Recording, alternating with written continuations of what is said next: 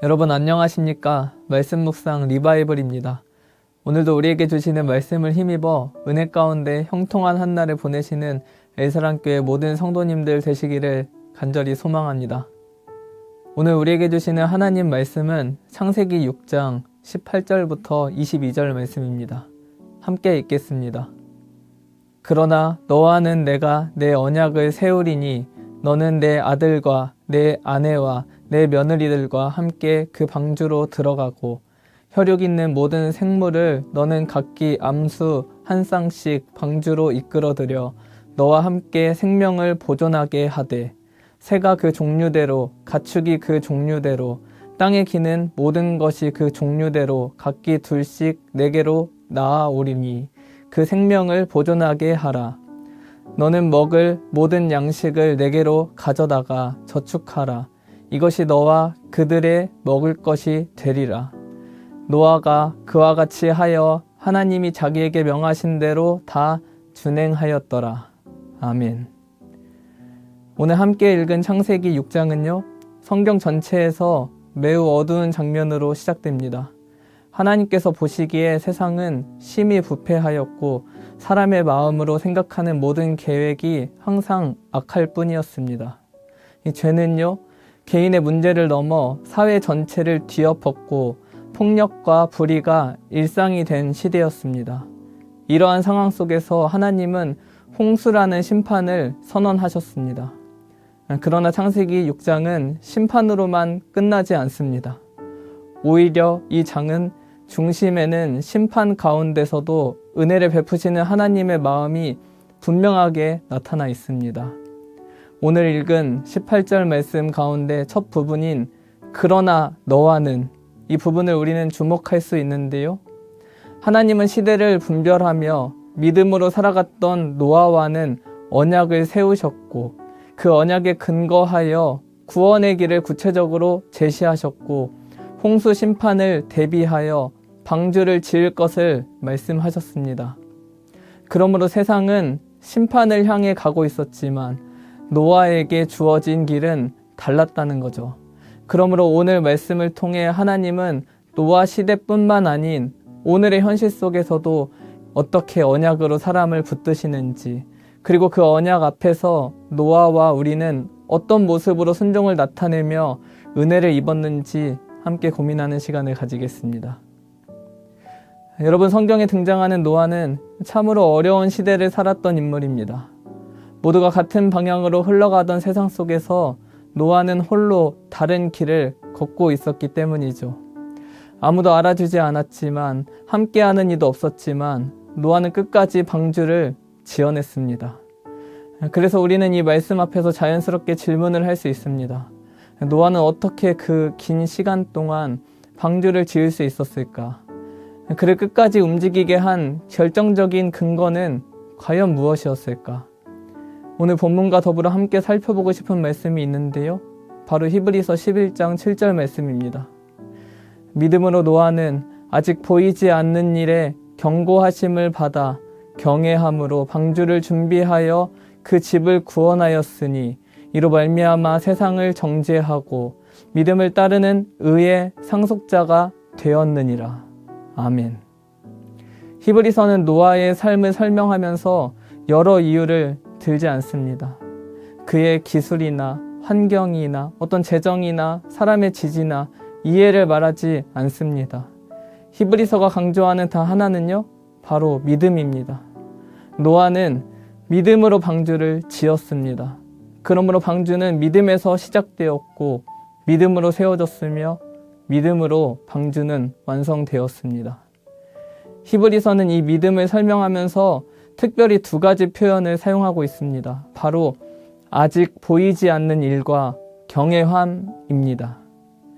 당시 노아에게 홍수는 경험해 본 적도 또 개념조차 없는 일이었습니다. 말 그대로 아직 보이지 않는 일이라는 거죠. 그럼에도 노아는 하나님의 말씀을 가설이나 가능성으로 취급하지 않았습니다. 그는 그 말씀을 반드시 이루어질 사실로 받아들였고 그 말씀 앞에 경외함으로 반응했습니다. 그렇다면 경외함은 과연 무엇이겠습니까? 경외는요, 단순히 하나님을 두려워하는 어떤 감정이 아닙니다. 하나님을 삶의 가장 높은 자리에서 모시는 태도가 바로 경외함으로 생각할 수 있습니다. 하나님의 말씀을 가볍게 여기지 않고 그 어떤 판단보다 하나님의 말씀을 앞세우는 삶의 태도가 바로 경외함입니다. 그러므로 노아는 보이지 않는 현실을 근거로 움직이지 않았습니다. 조롱과 오해, 고독과 긴 시간을 감수해야 했지만 그는 하나님의 경고를 미루지 않았고 말씀을 가볍게 여기지 않았습니다. 이것이 바로 믿음의 경외함입니다. 오늘 우리가 읽은 창세기 6장 22절은 노아의 순종을 이렇게 증언하고 있습니다. 노아가 그와 같이 하되 하나님이 자기에게 명하신 대로 다 준행하였더라. 아멘. 여러분, 사실 노아는요, 그 시대의 수많은 조언을 들을 수 있었을 겁니다. 경험 많은 사람들의 말, 세상의 지혜로 가득 찬 조언도 분명 있었을 겁니다. 그것들은 합리적으로 보였을 수 있고 논리적으로 틀리지 않았을 수도 있습니다. 그러나 그것들은 구원으로 인도하는 말은 결코 아닙니다. 그래서 노아는요, 자신의 생각을 더하지도 않았고 하나님의 말씀을 줄이지도 않았습니다. 하나님께서 말씀하신 명령대로 방주를 지었습니다. 그러므로 방주는 노아의 아이디어가 아니라 하나님의 말씀이라는 설계도 위에 세워진 결과물이 되었습니다. 그리고 22절 마지막 등장하는 다 준행하였더라 라는 표현은요, 상당히 놀라운 내용인데요. 100%입니다. 이해가 되지 않아도, 손해처럼 보여도 하나님께서 말씀하셨기에 그대로 따르는 것, 그것이 바로 믿음의 경외함입니다. 그 순종 이에 하나님께서 더하신 은혜가 바로 창세기 6장 18절 말씀입니다. 그러나 너와는 내가 내 언약을 세우리니 너는 내 아들들과 내 아내와 내 며느리들과 함께 그 방주로 들어가고. 아멘. 하나님은 노아의 믿음과 경외함 그리고 순종 이에 언약의 은혜를 더하셨습니다. 그러므로 한 사람의 믿음이 한 가정을 살렸고 언약 공동체를 이루었으며 영광의 인생으로 나아가게 됩니다. 우리 엘사랑교회 성도 여러분, 오늘 우리에게도 동일한 믿음의 도전이 주어져 있습니다. 하나님께서는 지금도 믿음으로 말씀에 순종하는 삶 위에 구원의 역사를 차곡차곡 세워가고 계십니다.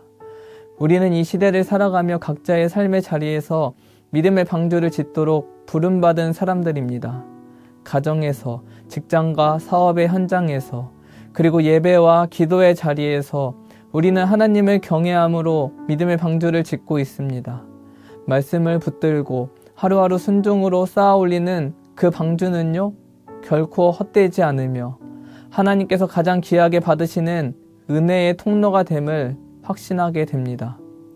그러므로 우리가 믿음으로 지어 올린 그 방주와 신앙의 여정을 통하여 하나님께서 오늘 우리 각 사람과 가정 그리고 공동체 가운데 풍성한 은혜를 허락하여 주시기를 간절히 소망합니다. 또한 그 은혜로 말미암아 기쁨과 감사가 넘치게 하시고 하나님께서 영광 돌리는 삶을 살아 영광의 인생 살아내는 우리 엘사랑교회 모든 성도님들 되시기를 예수님의 이름으로 축원합니다.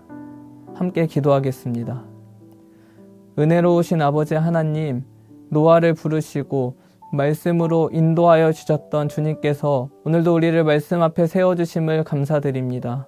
세상의 흐름이 아니라 하나님의 음성을 따라 살도록 부르신 은혜를 찬양합니다.